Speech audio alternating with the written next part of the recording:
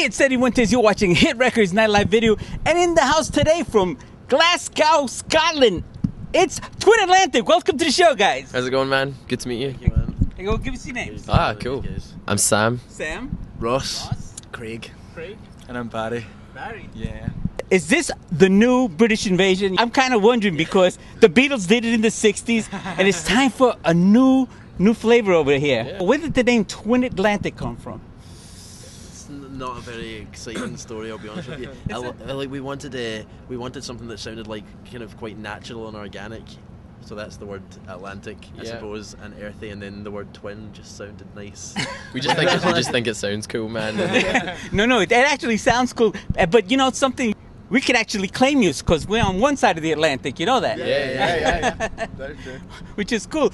Who decides what we're gonna do here, and how does the music come together? The lyrics? The lyrics and the music tend to be two separate things.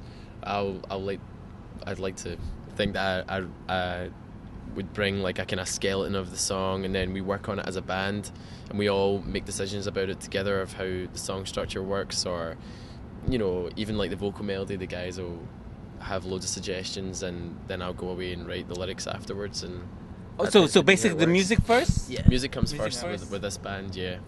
Very for cool. now, but we always want to keep changing and evolving as a band, so as soon as we get too comfortable, I'm sure we'll try and switch it up. And I don't think we've ever really written two songs in exactly the same way or formula. We always try and do something a bit different every time. Yeah. It makes it more exciting for us as well, you know. Keeps our own interest in music as well. I mean, is there any time did you lose interest and say, well, let's do something else? Yeah. Not yet. Not yet. Well, maybe. Yeah, kind of. I suppose, like you're saying, every time we do that, we try and go to write a song that comes like it gets written in a different process. I suppose every time we end up getting bored and try something different. So yeah. Well, that's good. It keeps you sound fresh. For CMJ, by the way, you guys are rocking CMJ. Right? You rocked the Webster Hall on Wednesday. Yeah, man. How does it feel when you see the people in the crowd all of a sudden knowing some of the lyrics that you were singing out there? Oh, it's really cool. It's a really great feeling. It's like definitely back in our hometown and like bits of England and stuff like that. It's kind of like starting to get that way when you go and play a show and people are singing back to you. It's cool. It's a good feeling. Yeah, it's very cool. You put the mic out there and everybody. Yeah, man. I saw Bon Jovi do that yesterday. We were in New Jersey yesterday. Bon Jovi was doing a special private performance for a few people. Cool. So it was very cool. Anyway, it's all about you guys. Now, all right, so tell us about the album. The record is called Vivarium, and we actually recorded it in LA, which was like this massive journey for us because obviously we were from Scotland. And we went over and spent like two or 3 months kind of sculpting this thing that we've been imagining since we first learned how to play guitars or drums or bass in Ross's case, and it was just this kind of thing we've always wanted to do, and it came out at the other end of something we were really proud of.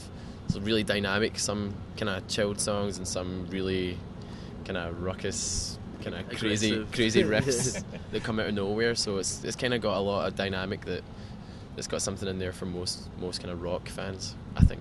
Now, what was the gel that brought it together? Who did what? And like, you know, who was friends that you guys are all from the same neighborhood or something? Yeah. Me and Sam were friends. We met at school like years ago, and we always had imagined this idea of being in a band together. It wasn't until we left school like a year or two later that we actually ended up getting a band together, if you know what I mean. And then from that we recruited the better recruits, the Tartan Twins. The Tartan Twins. Yeah. So how did you guys feel when you guys met?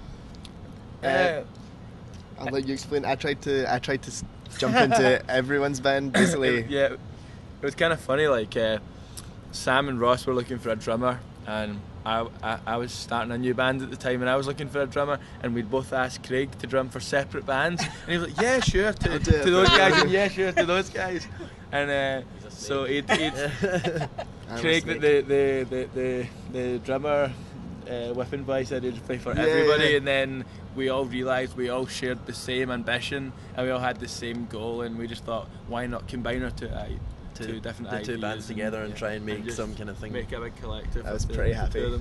Yeah. At what point did you decide that we're a rock and roll band making new music and selling it? The first, well, we basically, when we got together, like we're talking about the day that we got together for our first rehearsal, the four of us, we had a show booked for 3 weeks after that, so we had to get all the stuff, all our songs all We our had to first teach batch them of songs, all. teach them what we already had, and then write new stuff with them in the space of 3 weeks.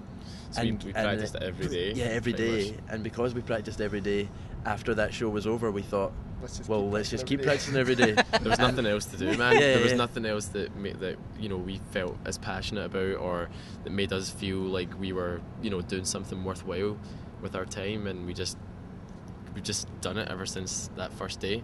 You mean women didn't come into your lives and started occupying your life yet? Just about. A little bit. It's about it. Now it's going to be every night. You know that. Yeah. That's why they're mad at us when we still practice every day. Yeah. Well, that's always interesting. It's life of a rock star. Has anything really outrageous happened to you guys yet? Outrageous? No. I don't know. We're quite kind of. We need to start being more rock and roll. We're not. Yeah. We're kind of quite boring at the moment. We're still learning. We're working on it. It'll come. It'll come. And then you're going to say, no, get him over.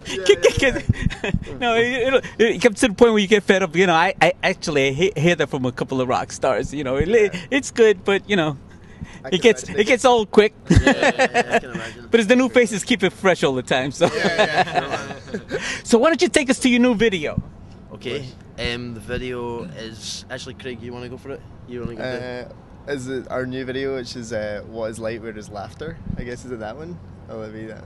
I don't know. Yeah, this is our new video, What Is Light Where There's Laughter. Here it is on Hit Records Nightlife Video.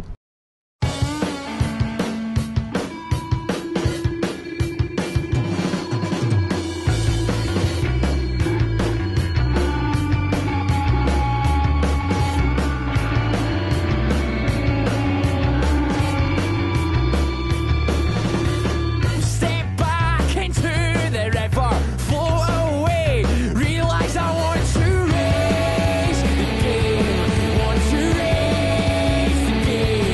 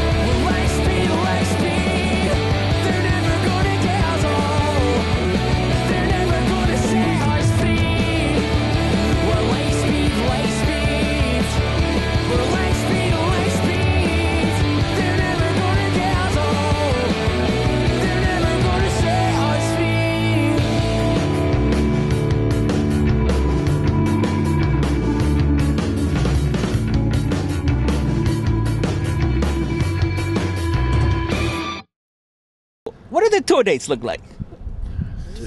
It's always busy, man. It's always busy. Like this year's just been kind of quite. In fact, I guess the last 2 years it's been like just constant gigs because we work so hard practicing every day. We feel the need to like take that ethic into our touring schedule as well. So we just tour and play as much as we can. So over the like the last month there, we did like a 32 date date tour, and we only had like 1 day off, and we just played every other day, and it was cool. It was like a tour all around Europe and the UK and stuff. So we did that, and then for the rest of the well, listen, it's a pleasure having you guys on the show.